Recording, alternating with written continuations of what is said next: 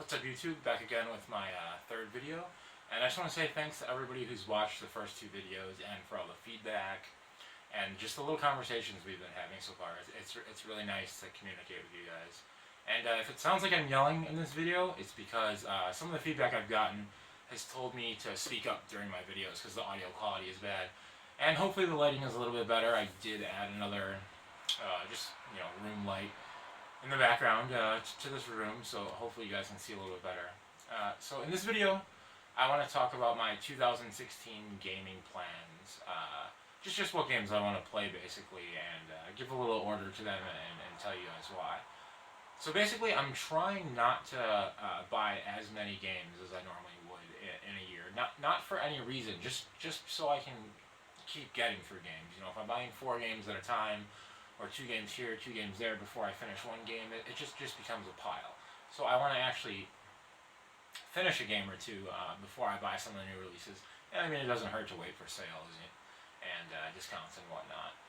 So first let me say, right now I'm playing Trails in the Sky, Cold Steel.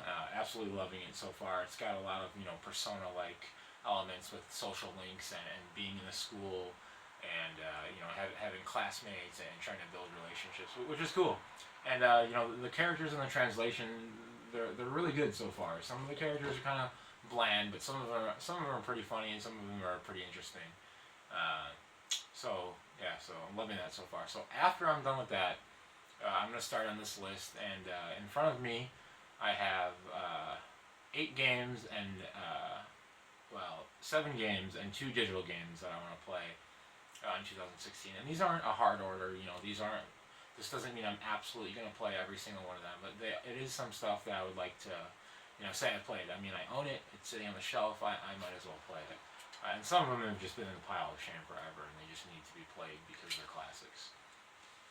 So let me start with number 9, and that's Dragon Quest Heroes. I've played a decent amount of this game, maybe like 7 or 8 hours, and it's absolutely beautiful. This probably is the most beautiful looking game on PS4, and I'm not even kidding. I mean, it's just so vibrant. It's like Ni no Kuni vibrant. It just pops. And the voice acting is great. The voice acting also comes through the controller, so it like adds this extra element. But this is low on my list, not because I want to play it the least, but because I want to get to know the Dragon Quest characters a little bit better, since this is such a mashup of all the games. Learn a little bit more about the lore, but I'll go on that later. Dragon Quest Heroes on PS4.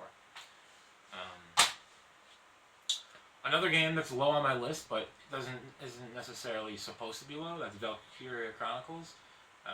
Everyone says this game was great. I totally missed it. I only bought it maybe a month or 2 ago in like a bargain bin for $4. But I've been wanting to pick it up, and I've been wanting to play it, and I'm definitely gonna get through this one. But this one is low on my list only because since it's getting an HD remake in Japan, I'm sure we'll get it in the West at some point. So I kind of want to play that, instead of this one, just because my PS4 is hooked up, and obviously it will look better, sound better, and so I'm putting this lower on the list to give that HD remake time to come out in the West. So number 8, Valkyria Chronicles. Number 7 is a digital game, and that is Alan Wake. I have Alan Wake on Steam, and I've heard tons of good things about it. I love survival horror games. I like being spooked. When I play a scary game, I like to open my patio door and open like the front door and just leave the screen and have the wind blowing in and just spook me even more. I love the atmosphere. And supposedly Alan Wake is like one of the best 360 games in games of the generation, so I'm definitely looking forward to that. I've had that on my Steam library for forever. It's just been there.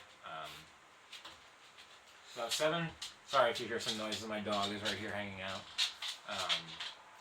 Number 6 is Trails in the Sky. Not first chapter, but second chapter. I just finished first chapter 2 nights before Christmas.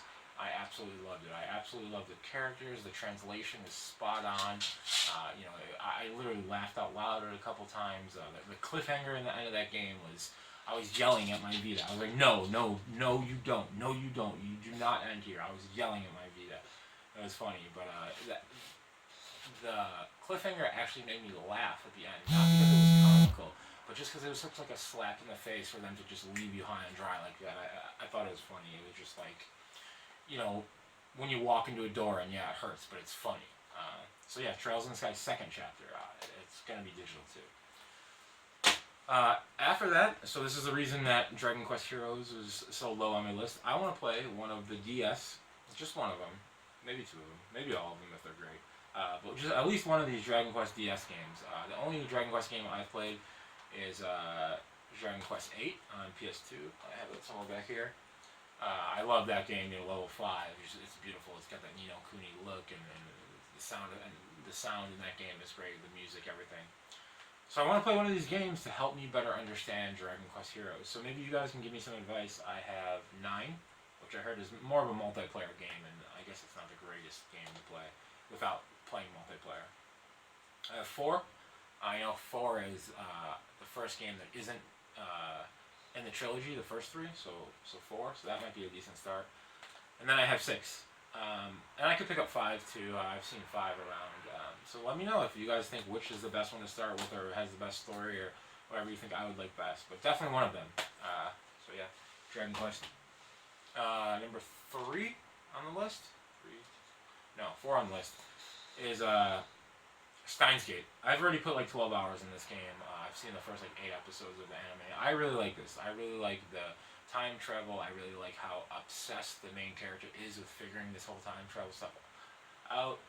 I like the super hacker character. He just is lazy. He reminds me of one of my real life friends.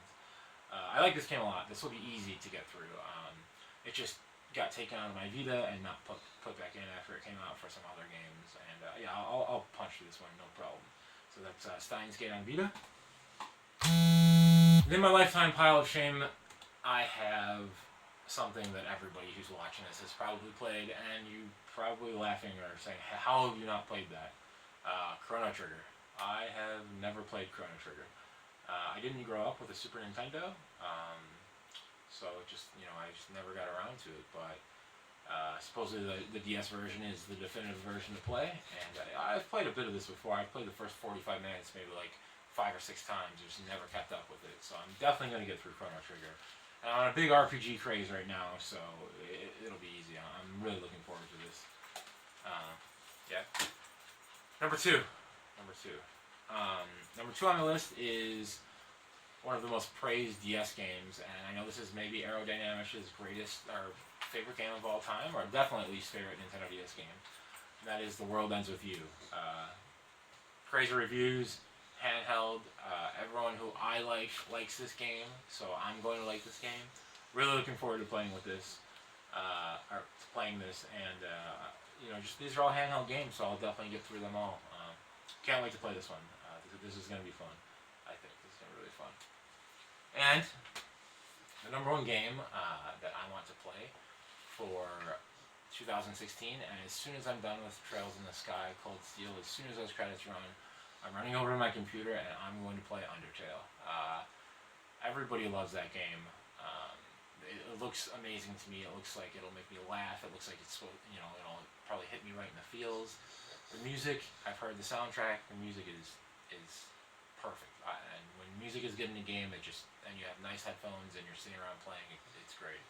So I cannot wait to play Undertale. And it's a short game. I think maybe 6 to 8 hours. So I'll definitely get through it, in a sitting or two. And maybe even play through a second time if there's anything that changes. But yeah, so number 1 game, Undertale. I'm really looking forward to that. Anyways, thank you for listening. Thanks for the support of my previous videos and for sharing my channel. I really appreciate it. And I look forward to talking with everyone through chat or Facebook or Skype or whatever. Send me a message. Thanks for watching, guys. See you next time.